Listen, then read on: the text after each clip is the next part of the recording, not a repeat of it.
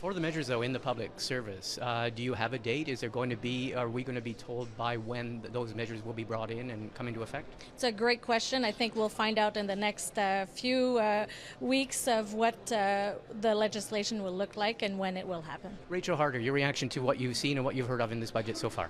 Well, I think it's exactly that. It's aspirational statements. But at the end of the day, to aspire is one thing and to deliver is another. And so we'll be watching this government to see if they'll actually deliver on these promises.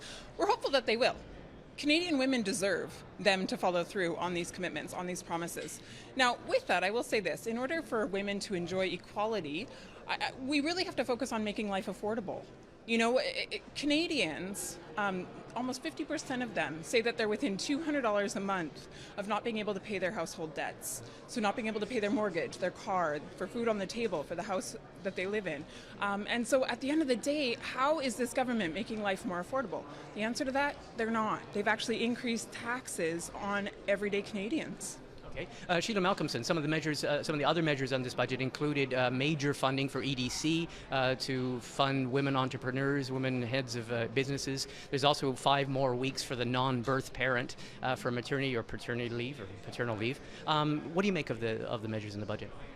We've heard from women all over the country about the elements that they would have liked to see in this budget and things that the government, with their majority and all their good intentions, could actually implement on the ground. And honestly, women's entrepreneurship was nowhere near the top of the list. We were looking for new funding for creation of new childcare spaces. None of that in this budget. We were expecting to see legislation in June of 2017, which is on pay equity, which is what the all-party committee recommended. So the government, in my view, our view, is a year and a half late, really, at this point, and $0 for pay equity in this budget. That is extremely revealing.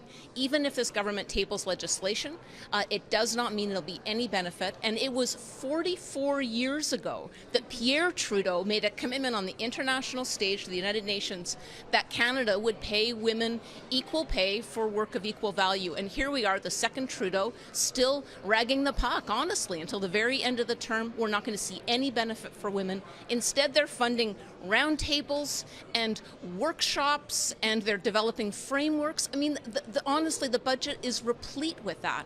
And they're willing to spend in other areas. I really wish they were willing to put their money where their mouth is on feminism. Okay, Mona Fortier, a lot of people even people who are welcoming some of the changes have said it's very heavy on money to institutions, money to status of women, money to roundtables, boot camps for EDC, study programs.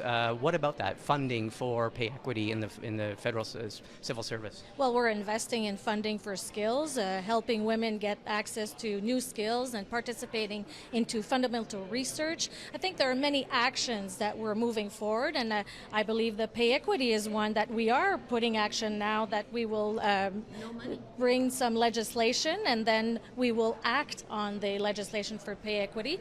Also, adding the 5 weeks is concrete measure to make sure that parental leave and women can participate in the workforce. So I believe we have many strong actions that will help not only women but also men be able to participate in getting our economy stronger. Rachel Harder, much of this might go before the Status of Women Committee. Any thoughts on what the committee should do when it comes before committee and what the other committees of Parliament who will be seized with some of these pieces of legislation? Sure, I think if this was to come before committee, I think one of our first analysis has to be what concrete actions are being taken and how can we measure those actions. Because at the end of the day, I'm interested in advocating on behalf of women across this country, and that means that platitudes have to turn into results.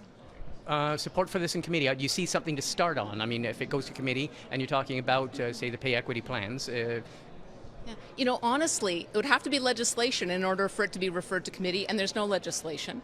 Pay equity should be a labor bill, so it might come to our committee, but it really is unlikely to. This committee works really well together. We've had all-party consensus recommendations in a number of areas. For example, establishing a gender commissioner. The government has been silent on that. That was a recommendation like 2 years ago, I think, that came out of the gender-based analysis recommendation. Gender-based analysis in this budget seems to have more of a focus on education and data collecting. I believe I heard the minister say there might be legislation, but I haven't found that in the budget yet. That would also be something that was recommended 2 years ago by Status of Women Committee, and here we are still with no legislation on enshrining this so that future governments have to budget with a gender lens. Okay, on that note, I think we will be having more discussions on this as this goes ahead. Thanks all three of you for taking the time. Thanks for speaking with us. Thank you very much. Thank you. Thanks, Mark.